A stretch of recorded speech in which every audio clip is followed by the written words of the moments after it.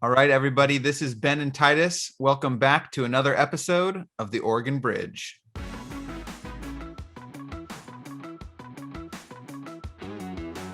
My best route to success, I think, is to focus on the stuff that really represents who I am and what I think is important. I think it's more about what's happening nationally. And that has, I think the focus there crowds a lot of that local concern out. And it's not as much, even at the national level, about what my preferred candidate or my preferred party has to say. It's much more a negative thing about what's wrong with the other side. But getting people together is the answer to all of that, I think. All right, everyone. We are excited to present another episode of the Oregon Bridge podcast. Today, we have a special guest joining us, a statewide elected official in Oregon, State Treasurer Tobias Read. Treasurer Read has an extensive history in Oregon politics. He served in the State House for several years before he was elected state treasurer after then Treasurer Ted Wheeler was termed out. He also spent some time in Washington, D.C., working at the U.S. Department of Treasury. So he's got multiple perspectives that he brings to the table. He's obviously being talked about in the media and in political circles as a potential candidate for governor after Governor Kate Brown is termed out. And he sort of occupies the space as a moderate or as a someone who's focused on governance and competency, and not someone who speaks a lot to the sort of I guess the thesis of this podcast about the nationalization of politics. Treasury is not someone who is sort of chasing the latest progressive issues and trying to appeal, at least usually, to the base. So I'm curious, Alex, what was your take on Treasurer Read's interview? Yeah, it was a really interesting episode. A couple of my favorite parts of it. One is I asked him, as you were saying, where is the red meat or where is the controversy? And he basically just said, yeah, I've tried to do that before and I wasn't very good at it. So I just thought I should be authentic again. And I actually love that because one, I think it's incredible a politician would admit something like that. And two, I mean, I think most people, that is what they're looking for. That was one of the things that people liked. I'm not saying that Treasurer Read and Donald Trump are the same person, but people are like, well, President Trump would say these things. And we're like, yeah, but that's just who he is. And that's why I like it. And I do think that even, again, because he's not a bomb thrower, if he doesn't think he can do that authentically, like, why would he do it? I think voters are going to reward him, and they've clearly have rewarded him for just being a normal person, which I know we've talked about on this podcast quite a bit. The second thing is that he was very willing to attack Democrats, which was surprising because, of course, I think that basically from a GOP perspective, unless we have a blowout year in 2022 where we have some really good candidate that raises a lot of money, has really high name ID, and is really sharp, I don't see anyone on the GOP field that could beat Tobias Read if he did make it through the primary on the Democratic side. But if I was him, I would think my biggest concern is making it through that primary because, you'll see it through the podcast, and I won't call them boring things, but he likes to talk about wonky policy stuff. Like I even made a joke, like at no point is he like, Alex, I'm coming to take your guns. Like I'm coming to take your church or anything like that. And I don't really see how Republicans could do a good job of framing him as someone like that because just his authentic personality isn't like that. So I think though he is going to struggle in the primary, and that, it is kind of surprising that he doesn't sort of have some of those progressive issues that he's focused on. But it was great to be able to meet someone who I thought was very authentic throughout basically the whole episode and really gave us some interesting insights, Ben. Yeah, I know. I agree. You use the term attack, but like Tobias doesn't, he doesn't come across as attacking. He has these he doesn't. I couldn't even see him attacking someone. He's like, I gave them a mild criticism. Right. He wrote an op-ed where he complimented state leaders, the governor and the legislature on a few things, but then criticized them on some other things. And I do think, if he does decide to run for governor or, breaking news, this will come out a little bit after it's breaking, but Oregon just picked up another congressional seat. So Tobias is surely or potentially someone who will be spoken about for that seat, as he's termed out of the state treasury, cannot run for re-election to the treasurer office. But it will be an interesting case study if he does run, depending on what the composition of the primary looks like. He is not going to try to be the furthest left candidate. There's just no way he could do that credibly. And he sort of acknowledged that he's going to run on, competency and getting the job done and, kitchen table issues, sort of the basics. Like, I do think the way that he talks about COVID is really interesting. He sounded a lot like Representative Christine Drazen in our episode with her, where they were talking Yeah, about. I was gonna actually say he sounded like a Republican, honestly, on a lot of this stuff, right? He's like, we need to focus on women employment, getting people back into the workplace. We need to focus on bailing out small businesses. We need to focus on opening schools. I think his solutions to those issues would be probably, well, maybe not a lot different, but at least somewhat different than maybe what Rep. Christine Drazen was putting forward. But I think that the main sort of bread and butter issues that he was talking about are relatively the same.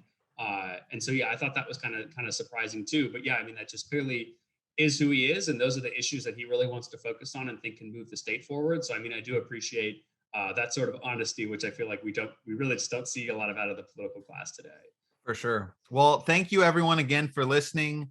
Please give us a 5-star rating wherever you listen to podcasts. That would be really helpful for the pod, and for sure would help others discover the Oregon Bridge, which we would really appreciate. And we also want to give a plug for our Twitter handle. It's at Oregon Bridge Pod. My colleague, Mr. Titus here, assures me that we are going to become active on Twitter. So we'd love to engage with the conversation with you on Twitter. All right, Treasurer Tobias Read, welcome to the podcast. Thanks for having me, guys. Absolutely. So we want to start, we need to get this out of the way at the beginning. The state treasurer. Nobody knows what the state treasurer is. Everybody knows what the state treasurer is. The Oregonian called it the de facto CFO of Oregon. I think a lot of people think you have a lot of power over controlling how our money is spent. What's the role of the state treasurer? And is it humbling or powerful or somewhere in between? Somewhere in between is a good place with most questions. When we were in the before times, I would joke when I started a speech in a room that I was afraid that when I was introduced as treasurer, everyone would run for the exits, not because of my boring speech, but because they assumed that the treasurer was the tax collector. Right.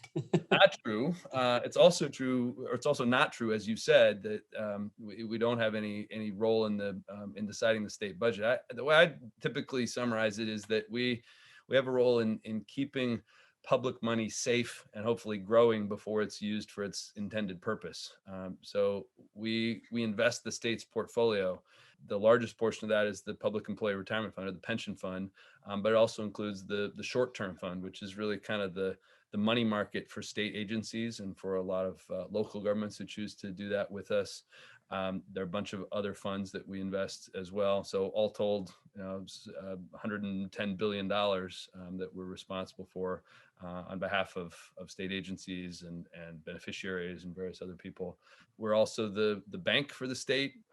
We issue bonds on behalf of state agencies and refund them. Our team just this year alone has saved $125 million by refinancing existing debt. That means that there's more money to do other things rather than to just pay debt service. We run a suite of financial empowerment programs ranging from college savings that's pretty well known to a disability savings program to the first opt-out retirement savings program for people in the private sector in the country. They just passed a couple of significant milestones as well. I was gonna say, is this OregonSaves? It is, yeah. So this is one place where the treasurer has made some headlines with policy. Can you, what were the milestones? Was it $100 million? $100 million and 100,000 funded accounts. Yeah. And smart guys like you and your listeners can do that math. It's not enough for people to retire on yet, but it's 100,000 people on the way to financial security. And it's a really, it's something we should be proud of. Oregon taking a direct role in trying to solve a problem. About half of people in Oregon and same number across the country who are working don't have a way to save for retirement at work. And you might say, well, they could go to the bank and open up their IRA. And that's technically true, but people don't do it. If they have a way to save at work, about 70% of people do that to some degree. But if they have to go open it on their own, it's about 3.5% of people who do that. And it's not hard to understand because it's intimidating. It's complicated. Retirement seems like it's a long way into the future. But our goal here really is to try to fill a market gap, create savers that's in the interest of the private sector as well. And ultimately, it's in the interest of taxpayers, because when people have their own resources and choices, they're going to need less help from the state government as they reach and near retirement. So we're really proud of that. And aside from all the numbers, which I could drown you in, the notion of listening to or watching people talk about being empowered financially is really gratifying. Their eyes light up, and they start feeling like they can be in control. And that's something I hope everybody can be excited about. That is and really so, cool. if I'm not mistaken, this is actually Oregon is the only state in the country that has a program like this, correct? No, we're the first, and we'll always claim. Oh, we're the first. Okay. But yes, you can. The small states of California and Illinois are following in our steps. They're of course quickly going to eclipse us in terms of dollars and numbers of accounts. But we happened to go first. We were the third to pass legislation and the first to implement. And we talk with them all the time, sharing notes and comparing notes and so on. And there's a whole another slate of states that are building their programs. Colorado, we went and testified on their program, Connecticut, Maryland, a whole bunch of others that are in the process as well. So I'm curious of why do you think so few states have passed a policy like this? Because it's funny, even I actually know that there is some conservatives who have not advocated for this specific policy, but sort of for things that are similar, right? Like education savings accounts, health savings accounts that are basically funded very small amounts, but partially operated by the government and things like that. Why do you think so few states have this? And this isn't even an attack on Oregon, but out of all states, I think Oregon just seems kind of, you would think like a bigger state, right? Like the Californias, the New Yorks, the Floridas would be sort of leading the way on this issue. But it sounds like we actually are really trailblazing here, and we're actually helping other states do this too. So I'm kind of curious of why do you think that is in terms of what makes us so special with this? Well, it's always a little scary to go first at something that no one else has tried. And one of the common questions I'm asked by national press and others is, are you meeting projections? And I jokingly say, well, there aren't any projections. We're the first ones. We're in totally uncharted territory here. So I think that's part of the reason that it's kind of scary. And in the sense that this is going to be a good thing, we hope, and succeed for everybody, it's probably good that a relatively smaller state like Oregon goes first, because we can experiment at a smaller scale, and we can already see that California and Illinois are doing some things a little differently based on what we learned in Oregon. And we go back to other places like Colorado and Connecticut and say, listen, if we got to start over, we would do X, Y, and Z a little differently, and they can choose to ignore that or not, but they at least have the benefit of our experience. So I don't think, I mean, if you haven't already, you should get Senate President Peter Courtney on the podcast. He likes to say that Oregon prefers to be first or last at something. Sales tax. That's part of it too. Well, I appreciate you letting us start with the deeply wonky policy questions, and we may return to them. It's a favorite place of mine. But before we go there, we kind of wanted to zoom back out. We were talking before we started recording about your work in the Treasury Department many moons ago for Larry Summers. We believe Sheryl Sandberg was your direct supervisor. So some big names that you worked with when you were in DC. You served in the House before you ran for Treasury. You've kind of touched a bunch of different places of politics and government, national, state. What's the trajectory of your career been? And did you always have sort of like, I mean, you worked in U.S. Treasury and now you're the Oregon State Treasurer. Was that always the goal, or did you kind of by happenstance land here? Definitely not, but definitely not always the plan. I do want to correct one thing, and then I'll tell a funny story to set the scene and then fill in some details. Okay. Sheryl Sandberg was the chief of staff, and I did get to interact with her on a regular basis. But I don't want to skip over the guy who was my direct supervisor, the executive secretary of the Treasury, Neil Comstock, with whom I'd worked in my the state of my upbringing, Idaho, long before that. So don't want to give Neil any short shrift. I worked in the Oregon House when I was a college student and an intern for a guy I really consider a political mentor, Brian Johnston. And I had worked on the Clinton campaign when I was a high school student in Idaho. which resulted in the first connection through Neil Comstock when I interned at the U.S. Treasury Department when Robert Rubin was secretary. And a funny thing happened when I talked to Brian Johnston, then state representative, about this opportunity I was going to have during the summer. He ran down to the Oregon Treasurer's office and then got Treasurer Jim Hill signed something, I don't remember what it was, that said, "Congratulations, Tobias, on your internship. Maybe someday you'll be Oregon Treasurer." No kidding. Wow. 1995. And I told Jim Hill this, and of course I can't find it. I don't know if I still have it. It's gone. Did Jim Hill believe you? Did he remember this? He did remember it. He believed me, but I don't think so. I never had this plan. What I was clear on was a desire to be involved in public service of some sort, and I definitely credit my parents for that. They were really clear in my upbringing about the fact that I was benefiting from people who had come before me, who invested in schools and libraries and soccer leagues and that sort of stuff. And then I had to figure out some way to be involved in paying that investment forward. So I didn't have an idea that I would be a candidate someday. I found that I liked working on policy and working in the process, and so I worked for others. I'm a proud Bearcat, a graduate of Willamette University, right across the street, the only school in the country directly across the street from a state capital. Obviously, some real benefits, proximity, and being able to be involved that way. So that was. Why did you come back? Or I don't know. Yeah. So you went to Willamette, then you went to DC. A lot of people get stuck in the DC whirlpool and they build their careers there, and they kind of climb the ladder. Political appointees, depending on the administration, or they go work in lobbying. But it's not super common, I would say, that a young person gets a stint in DC, particularly, working in the kind of role you were, and then comes back. So what were the factors in that decision? Two things. I wasn't smart enough to go to Willamette initially. I went to Swarthmore College my freshman year, and that's outside of Philadelphia, and it's a great school, but it was not the right place for me. And it became really clear to me really quickly that I am a Westerner. There's no other way about that.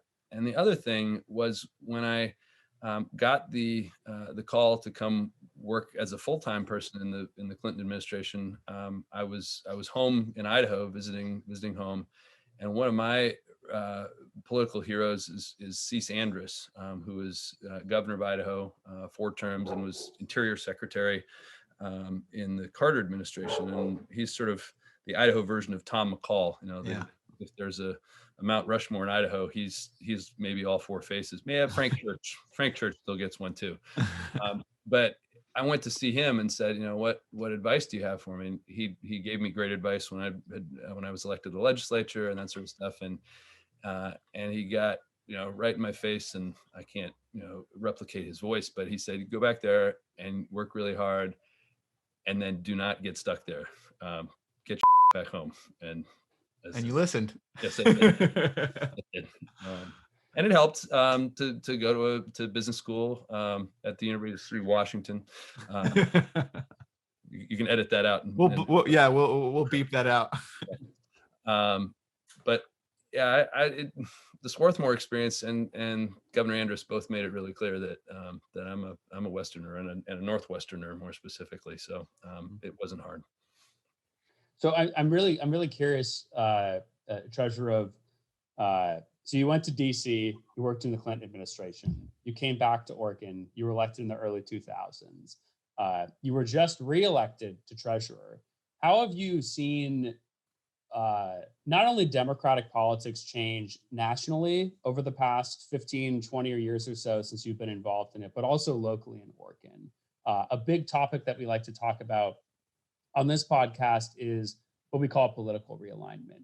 And part of that realignment that we've seen is that more working class voters are moving over and more rural voters to the Republican Party, and more suburban voters and upper middle class voters are moving into the Democratic Party. And that's something I think that's been exaggerated since Donald Trump's election and since we've gotten into after 2016. But I'm just curious from you, because you've worked in politics so long, you've been an elected official. What does that change look like from your perspective?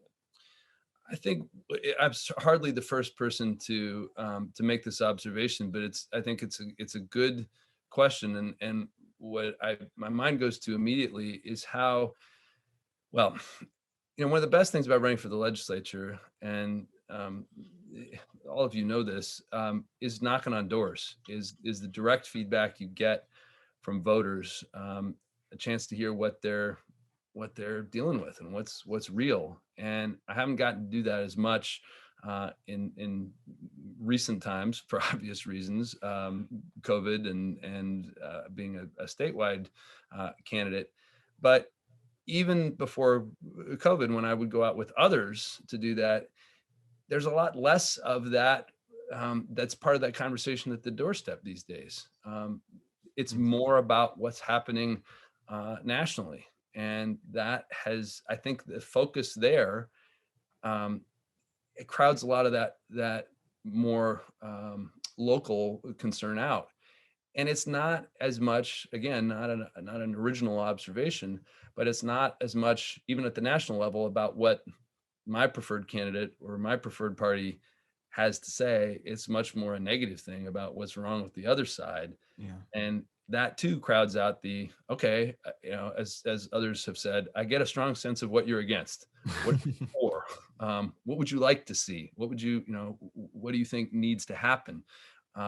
And people ask me about Oregon all the time, of course, and I say, look, I got some ideas, but the reality is that there's not that much that an individual state can do in the short term to separate itself from what's going on in the country and the world. So I understand how we got to pay attention to the world, but in the long run, it really is about what we do around education, innovation, and infrastructure that's going to create a growing economy. And education, nothing more local than that, right? Especially in Oregon, where we have 197 locally elected school boards. Someone on this podcast knows something about that. And that there's hardly any room for that because people are so fired up about what they're seeing on the cable news. I'll tell you one thing that COVID really did for me, and I'm kind of embarrassed that I didn't figure out how to do this earlier. I just stopped watching almost 100% cable news. Yep, and I'm same way. It's good. I record because I 7 o'clock with a 6th grade daughter and a 2nd grade son is just not viable, but record the PBS NewsHour. And the quality of my life has increased appreciably because that's actual news there, not just people talking about news. It's not just panels of people I might have heard of. It's actual reporters, and it's stories from elsewhere in the world that aren't covered elsewhere. Your friend Bakari Sellers might be unhappy to hear you say that, but I agree with you. His podcast. There you go. Good. So I get a lot of him twice a week. He's got an interesting interview, but it's true. I often don't see him on CNN. Yeah. Titus, I think you had a follow up. Yeah, so I think that adds a lot of good limelight. And that actually is, if you've listened to a few episodes, that is actually the thesis of our podcast, that the nationalization of politics has completely overtaken local issues. And that actually partially that, and I experienced this all the time when I was working in conservative politics in DC. And it sounds like you may have experienced it a little bit too from the Democratic side, but people are really interested in what's going on in Oregon. Whether that's the BLM protests or it's Antifa or it's what's going on at the courthouse or what's going on with ICE, a lot of people, no matter if you're conservative or progressive, and if you live in Maryland or if you live in Florida, seem to really care what's happening in Oregon. Yep. And part of that sort of shift, I actually want to ask you about, for example, especially since 2016 is with Mayor Ted Wheeler. So I think that a lot of people, if we sort of transported back to 2016, a lot of people would say there's no question that after Governor Brown, Mayor Wheeler will be the next governor of the state of Oregon. He's a moderate guy. He's more of a policy-focused person. He's got a good profile. He has financial backing. I think a lot of people would probably agree with that statement. But then I think if you fast forward to today, I think a lot of people think, oh, you're crazy if you think that Ted Wheeler has a good chance of becoming the next governor of Oregon. And I think a lot of that has to do with the nationalization of politics, right? He's getting hammered from the left because of how he's reacting to some of the things that Antifa is doing. He's getting hammered from the right for how he's responding to situations like at the courthouse and some of his responses on racial justice issues. So I'm sort of curious of you as an elected official who especially likes to focus, as you said before, more on the policy side of things, how do you avoid falling into that trap that I think that Ted Wheeler sort of, maybe he didn't even fall into it, honestly, maybe he was just forced into it, but how do you sort of respond to that and kind of navigate those issues, do you think, as a statewide elected official? It's an interesting question, and it's hard in some ways to separate it from the moment we're in, because there's so many specifics and unusual, if not unique, circumstances to where we are in this moment. But I think the thing is to try to stick to those universal and timeless principles. I read an article a year or so ago about Robert Kennedy and his 82-day campaign for the presidency, and the title was something like "The Inclusive Populism of Robert Kennedy." The question that the article was asking was really how did Kennedy, particularly in that campaign, manage to maintain support amongst Black Americans and George Wallace type Democrats? How did both of those things simultaneously? And their answer basically was that he was able to say, yes, protest is appropriate and warranted, and I'm with you until you're breaking the law. It's not okay to destroy things and hurt people. Then you need to be prosecuted. What they really said was he was a liberal without the elitism and a populist without the racism. Mm-hmm. And I would not compare myself to him, but I think that's the target, to say there is absolutely a role for protest, but if you're hurting people or destroying things, you need to be prosecuted. Simple as that, I think. And kind of along these lines, I think so. We are three white men having a conversation about politics. And I think 5 years ago, that probably would be something where most groups of white men wouldn't acknowledge or wouldn't even notice.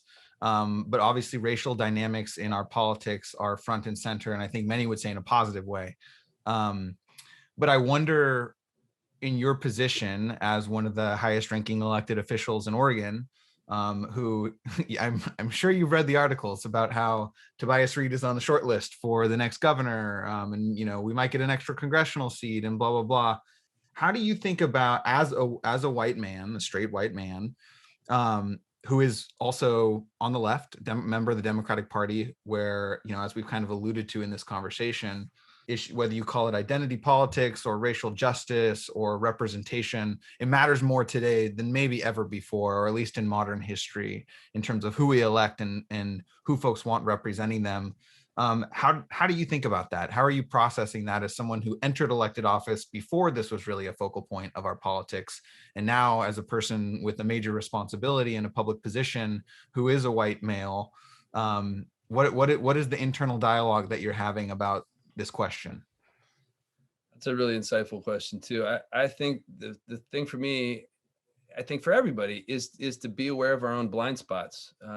Each of us have certain advantages and perspectives that our experiences allow us to bring to our work, to the questions we want to confront and the issues we want to try to solve. But any one person has limitations too.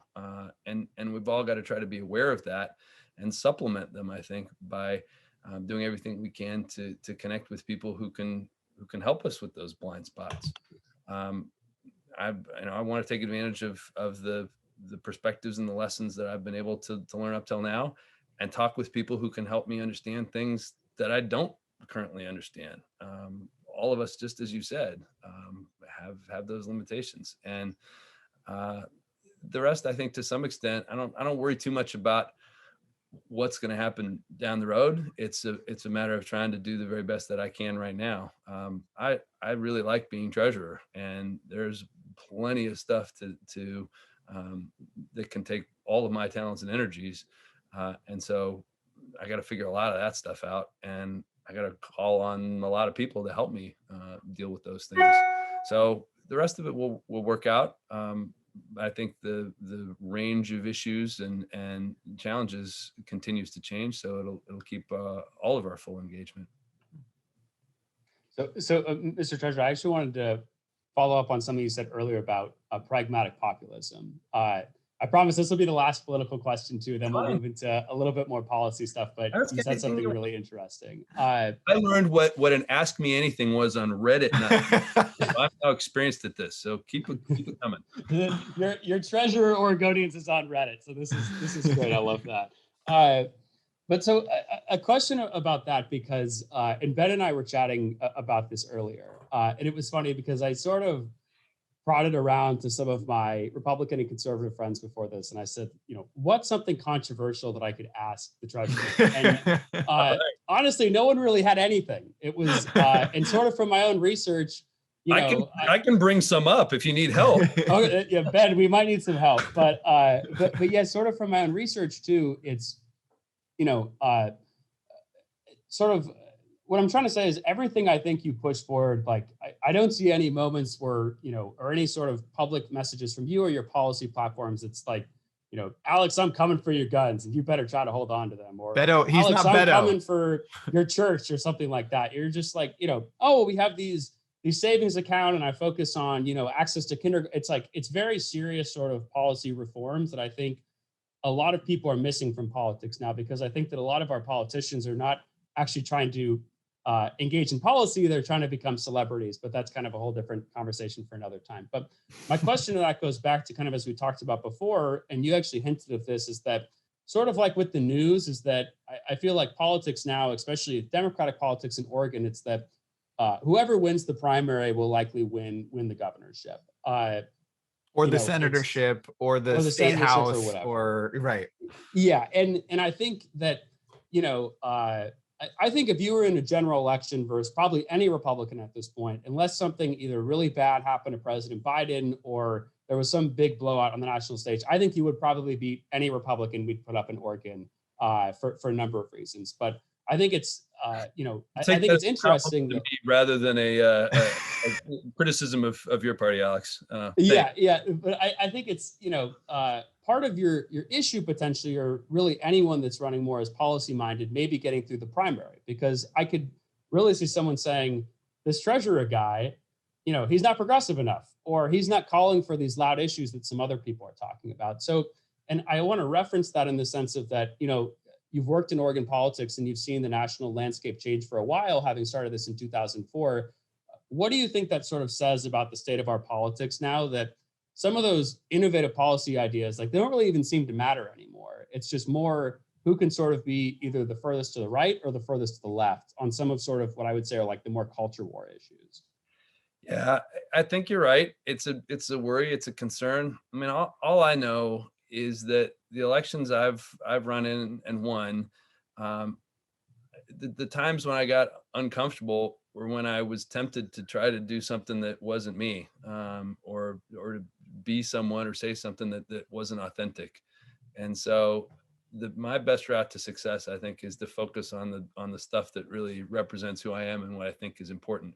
I think in some ways, and I don't want this to sound sort of too self-pitying, I think what makes me a better legislator or treasurer is somewhat at odds with what makes someone, at least by the current definition, the most effective or maybe flashiest kind of candidate. I mean, who wants to talk about standard deviations and asset allocation studies and the power of compound interest? But that's who I am, and it's a good fit for treasurer, and maybe it'll be good fit for something else down the road. I don't get to run for treasurer again, so I hope I can figure out a way to continue to be of service over time. But it is that celebrity stuff, and I think one other kind of fun thing that COVID has brought amidst all the other challenges. We figured out how to have a little neighborhood pod in our neighborhood with 3 6th grade girls, 2 2nd grade boys, and a 2nd grade girl. So each parent pair has taken an afternoon a week, which means I have one Friday afternoon, and then my wife has the next Friday afternoon, and then we alternate. And for some reason, they asked me to cover personal finance and civics. I kind of disappointed that I didn't get to do chemistry, but the challenge of figuring out how to make civics relevant for sixth graders and second graders simultaneously has been fun.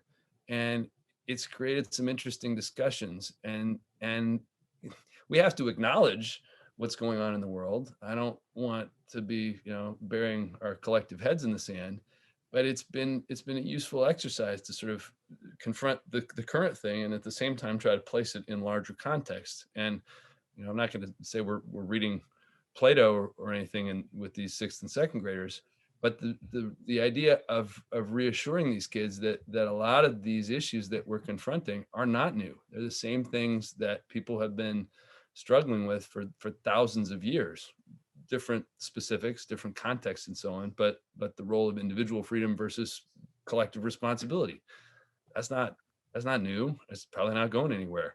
And how do we balance those things? I think the challenge is figuring out ways that we can make that accessible for people in their individual lives, to not feel like it's removed, which I think has the effect of leaving space for people who are just yelling at each other, and that doesn't serve anybody. Ben, I know you were going to take the next topic, but I just want to point out before we move, Mr. Treasurer, I know many people in the conservative establishment in DC would be heaping bounds and praises on you if you were helping sixth graders study Plato. Because I know that is a big issue in some of those circles, but no, thanks for that. Thanks for that answer. Don't tell anyone on the left side of our party right now, right? Yeah, exactly. Fair enough. So That's secret.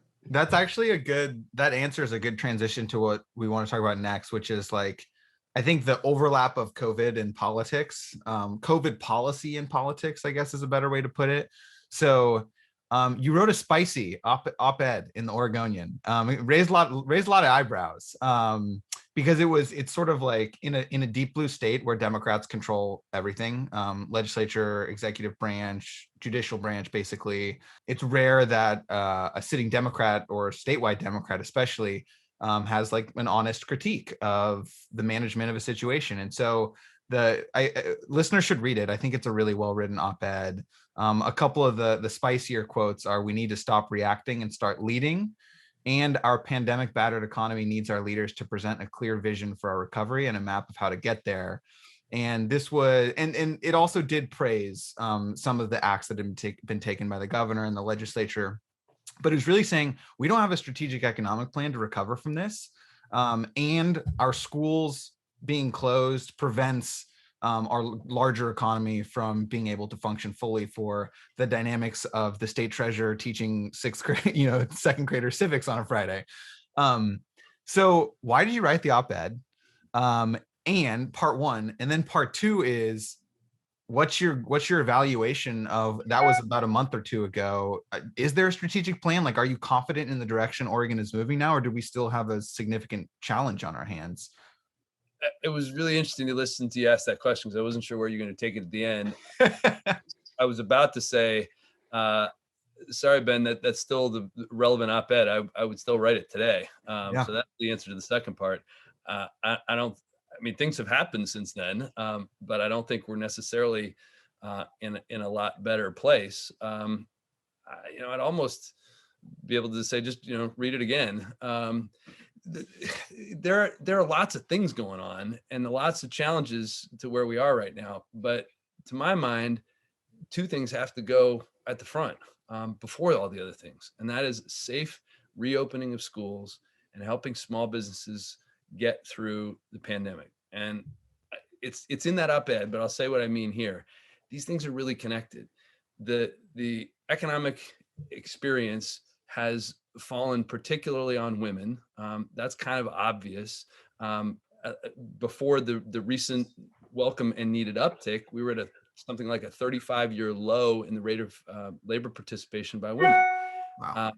A big part of that is because women are the folks who are, one, generally paid less for similar work, and generally take on the burdens of managing remote learning. And if schools aren't open, people can't work. That impacts the small businesses. They can't have their staff in place. How are they going to get through? But if we can't agree on anything else, let's all agree we do not want to repeat the academic experience of this last year. You know this directly, Ben, Yeah. as a school board member. It's not good. Not good. And I am aware, to reference some of our earlier conversation, of some really significant advantages I have. And it's not good at our house. My wife and I are lucky enough to have jobs that we can do at home. And it's not great. I can't, devote the full attention to work that I want to. I know our kids are not getting the experience they want. And then imagine the people who don't have that advantage, who have to choose. Are they going to work? Are they going to help their kids with remote learning? This is not a good situation. So I think, a few weeks ago, I got to go down and visit the Roseburg School District, which is a really interesting sort of case study, because they're maybe the smallest of the quote unquote big districts. Right.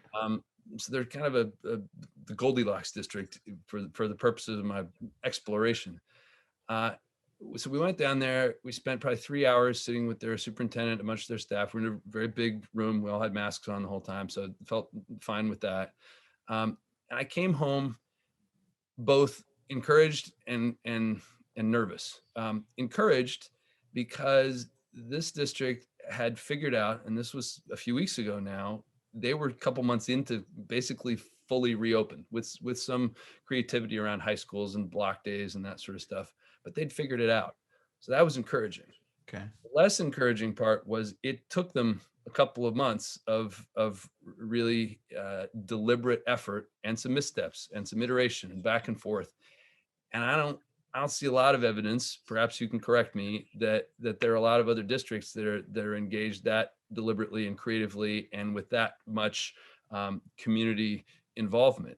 And I totally subscribe to what their message as we heard it, which was a call, almost a desperate call. I'm putting too much commentary on it, but a call for state direction now for the fall. I think without that, and without a start of that iteration and that figuring it out, we're not guaranteed a smooth opening to the fall. I would, as I said in that op-ed, I think we should be using this time to figure that out. Maybe we shouldn't just assume that we should treat a summer break this year like every other summer break. We got stuff to figure out. And at the same time, and I'm going back and forth like any good two-handed economist here, there is reason to think we can do it. The pace of vaccinations is picking up. That shouldn't be the same kind of issue for educators and staff. There's money coming from the federal government. We should be able to deal with some of the things around equipment and spacing and PPE and HVAC systems and all that sort of stuff. But we should be working on that right now. We should be laser focused, to my mind, on these two central things: getting schools open safely in the fall and making sure that small businesses are going to make it through the pandemic. Larger businesses, like my former employer, Nike, some challenges, but they'll figure it out. So if we make progress on these things, the other things get easier. If we don't, everything else gets harder. And I'm just not willing to be quiet about that. I want to recognize when we're doing smart things, and credit people for doing that. But I want us, as I said in that one, to stop reacting and have a consistent and real focus on these things that are going to unlock the path back to the kind of economy that lets everybody live up to their potential. I would assume. And I did even actually have a question, and an interesting insight into the op-ed. Because one, I thought it was interesting that you actually made the issue local in some sense. I think you very easily could have written, this is a disaster. It's all Donald Trump's fault. His administration was incompetent. This is why we're in this scenario. But you actually said, no, I mean, well, you may still believe that, but the op-ed focused on— Partially true. The op-ed focused on— exclusive, you see. Focused on let's have a path forward. Democrats need to present a plan basically to move this forward. So I'm curious if we had Governor Read, for example, and let's even say you had control of the legislature, we dramatically expanded your emergency powers. What would sort of the plan look like? And this is probably multiple questions in one, both from the economic side of things, so to help women, help small businesses, help workers who are suffering, then also from let's put a plan in place to help reopen our school. What's kind of the general framework of if you were a leader of how you'd kind of move these things forward, as you said, to being proactive instead of reactive? Well, let's start right now because it's easy to criticize, past actions with perfect hindsight. I think it starts with all the other stuff. This is what we're doing. I would like to see a real focus on these areas inside every aspect of the policymaking process. I'd like to see a clear and coherent plan for how to use the dollars that are coming from the federal government. Let's not piecemeal them out to whatever maybe meritorious ideas on an individual basis. This is an opportunity to make really lasting change at scale, something that could address longstanding problems or problems that we can see way down the path. We don't yet have an idea about how to deal with. I think recognizing that they're one-time dollars, and continuing that specific focus on helping small businesses get through this, getting schools reopened safely. All of those have elements beneath them, whether it's the physical settings of schools. I think you have to have the humility to recognize that specific direction can change. It wasn't that long ago that the CDC said, actually, it turns out 3 feet is probably sufficient for schools. So that can make things easier. But there's still probably going to be different challenges in different school buildings and school districts. Let's get serious about that inventory right now so that we can have a plan. If we are going to have a summer that looks like other summers, let's use that time to address that infrastructure so that it's ready in the fall. Let's look at those small businesses. Let's figure out how we can use the power of state purchasing, particularly in the short run. Maybe we look at our traditional procurement methods a little differently and say, in this case, we should give ourselves a little more room if we can keep that multiplier effect in our local economy. Maybe the absolute lowest price is not the only consideration as we recover. All of those things have to be part of the conversation. And again, keeping schools and businesses at the center of it, I think, is what opens up other possibilities. I think that's really well said. And as a school board member, this has been incredibly challenging for me personally to try to, I think the hardest thing for people in the schools world has been and I think this is true for everyone, but I think it's particularly true for schools because we're constantly looking at the federal government and the state government to say, here are the rules you're operating under. Here's what you can and can't do. Here's what you have to do. Yeah. Here's where you have an option. And that every week there's a new shift, and sometimes dramatic shifts. And you've got these sort of like variable dynamics like case rates, et cetera, which like one thing I've been thinking about recently is like, so in our district, we've had, I think over half of our elementary schools now have had at least one cohort of students where one student in the cohort has tested positive.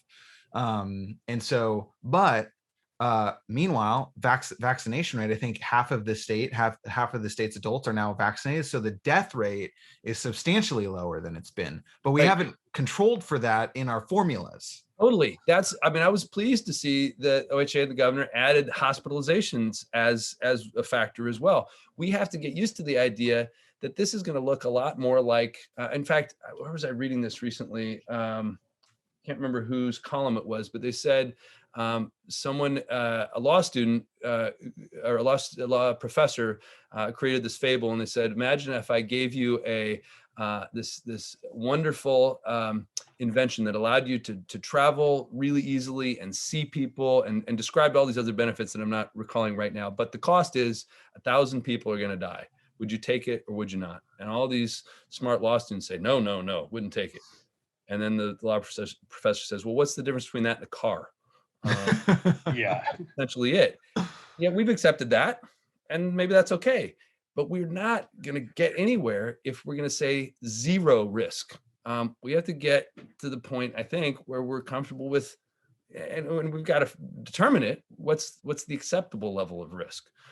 So I'm actually really, have you gotten pushback from that? Because I totally agree. And I actually think that's definitely where I am. I think a lot of people on the right are there that, let's keep the vaccinations rolling. There will always be a risk with this, just as people, of course, die from the flu every year. I mean, this might just be something which it's unfortunate, but COVID may just live with us forever here on out. And we can keep updating the vaccines, but of course, people are still going to be at risk. Now, I don't think actually that's a lot of the same rhetoric that many politicians have used, and I'll say Democrats and Republicans. I think it's been a lot more scare tactic in the sense of, I think this Johnson & Johnson case, again, they're still exploring this more, but supposedly 6 people have gotten blood clots and there's been 6 million vaccines. I know, that's so that's like, I'm one of them. I will gladly, I think it's probably a higher chance that you'll die in a plane crash than 1 in a million. So it's like, is no one going to get on planes anymore? It's half the likelihood of getting struck by lightning.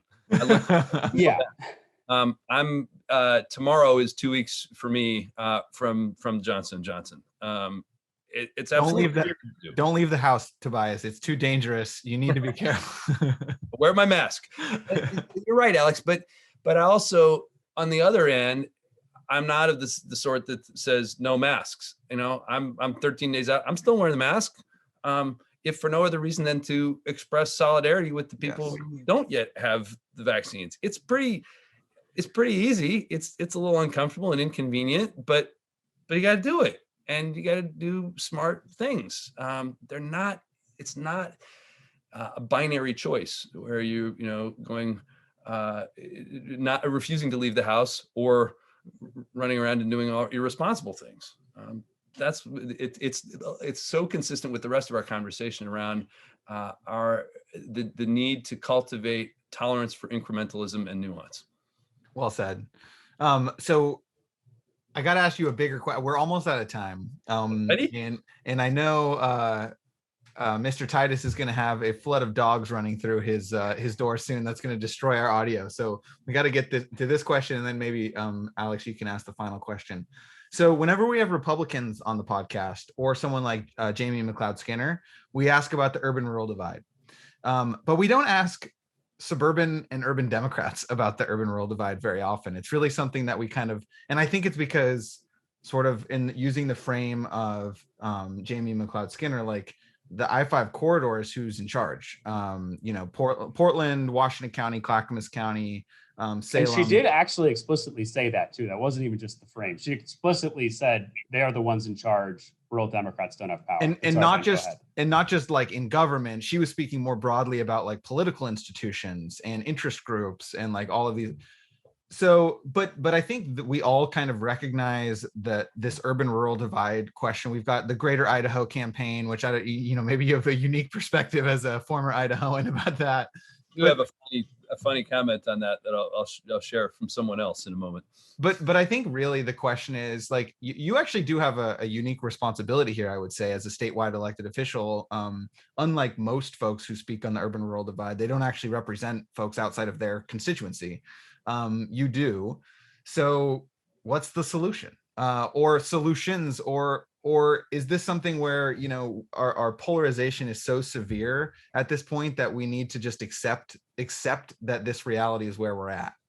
It's where we start, but it's certainly not where we should finish. Everyone, as we talked about in several other contexts over this course of this conversation, it comes from a place, and we all have some thoughts about that. Many of us are lucky to feel good about it. Some people want to move, and that's fine. But we're all connected in Oregon, and that's not just an easy statement. It's literally true because of our tax structure.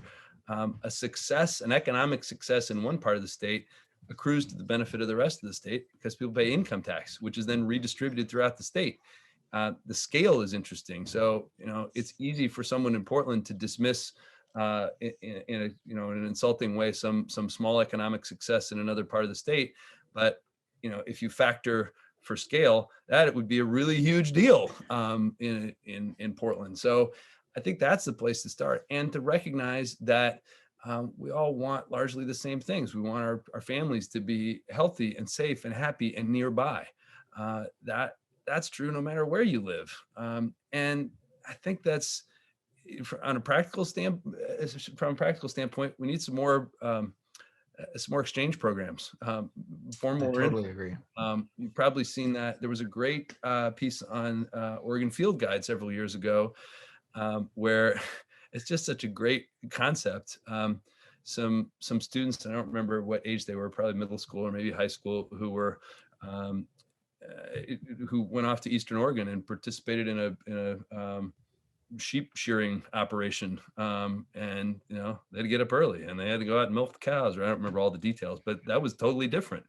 And then some of those same kids in Eastern Oregon came to urban Portland. And what about when I think what I'm struggling with is like the different realities piece of this, which is like in one reality, in one version of which isn't reality, but in their understanding of reality, Donald Trump literally was like saving America from a ring of child predators who had entrenched themselves in government, and that is what they believe.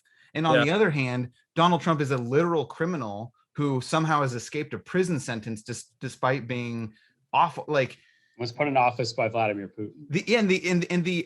The economic argument, which I agree with, and I think it's just not compelling to people. It's like cultural issues seem to be trumping economic best interest in ways that are, old. Like, Anyway, I don't think you're wrong to acknowledge the space of that gap, but we can take on what we can take on, and I don't want to start with the giant thing. I want to accumulate a win, and I'd like to. Yeah, my experience has been it's a lot harder to demonize someone you've eaten a meal with or you spent some time with, and I don't think I could solve that what you just articulated in a meal, but we can put people together. We can get a lot closer. And I'll tell you a story about why this is true right now. And here's a place, Alex, a controversy, a real controversy that we're about to break news. Here we go. It's old news. It's really old news. But it's the nice story too. So when I became treasurer, I stepped right into this conversation around the Elliott State Forest. Yeah. This is, a problem that has gone on for decades. And I just said, I'm a fiduciary of the Common School Fund. I'm not ready to say no to a proposal that the previous land board had already approved without an alternative in place. And that I could show you some emails. My all-time email from all my years of public service is right then. I said, no, we want to create a different path. And it's, really not wanting to kick the can further down the road. And fast forward a few years, because there's some dicey situations, some places where it almost went off the road. And there you see Paul Beck from the Douglas Timber Operators. You know this, Alex. Douglas Timber Operators. These are not, I don't think anyone would describe them as progressive in the current parlance, sitting next to Bob Salinger, Portland Audubon Society. And I don't remember which of them said it about the other, but they said, this is to the land board, public hearing. Like, when we started this, I didn't like him. I still don't agree with very much of what he says, but we've created something here and we want to keep working. And then Keith Timchuk, the former mayor of Reedsport, put it really beautifully about how this proposal, that it doesn't even matter for the point I'm making here, is emblematic of what can happen when you do sit down urban and rural, super right wing, and that's unfair to Paul Beck, but super oriented around timber and that orientation versus Bob Salinger and the Audubon Society. They still don't agree on everything, but they said this, this is not something that any one of us would have designed if we got to do it ourselves, but this can work. And more important than that specific solution is as a demonstration of what other things are possible. So again, wandered pretty far from your original question, but getting people together is the answer to all of that, I think. Just totally locked into the practical policy. Like I think people it's very clear where you're coming at political challenges as a leader. You're not like, many opportunities to take the red meat answer and appeal to the base, but that's just like, as you said, it's not who you are. So it will be interesting to see how that fares. Alex, and that dives into my final question. So, Mr. Treasurer, we love to break news on this podcast for our billions of viewers around the world who tune in weekly to listen to the sometimes semi-intelligent things that Ben and I have to say. But so a number of media publications, frankly, probably all of them, the ones in Oregon, have identified you as a potential candidate and a top tier candidate to run for governor this next time around. So I know that you're probably not planning on making any news by announcing anything today. What would it take you?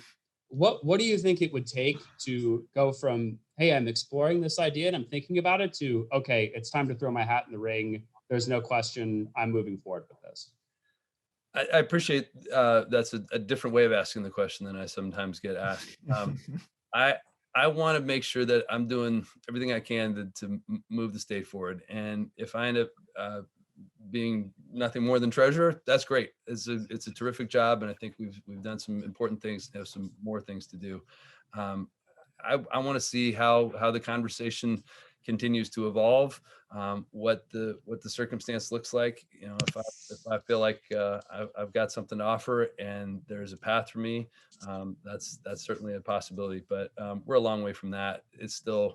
We're still in the thick of this, of making sure that we're doing everything we can for Oregon to be on a path to recovery. I'm going to keep talking about schools and small businesses as the key to that recovery, and we'll see how things evolve. But I promise, if you'll have me back, I'll come back and talk more with both of you, because I've certainly enjoyed the conversation. Awesome. Well, Treasurer Read, thank you so much for joining the podcast. Please, everyone, remember to like and give us a 5-star rating wherever you get your podcast. Thank you to our producer, buddy Terry. And finally, Treasurer Read, if people want to follow you or learn more about what you're doing at Treasury, what's the best way for them to be in touch with you?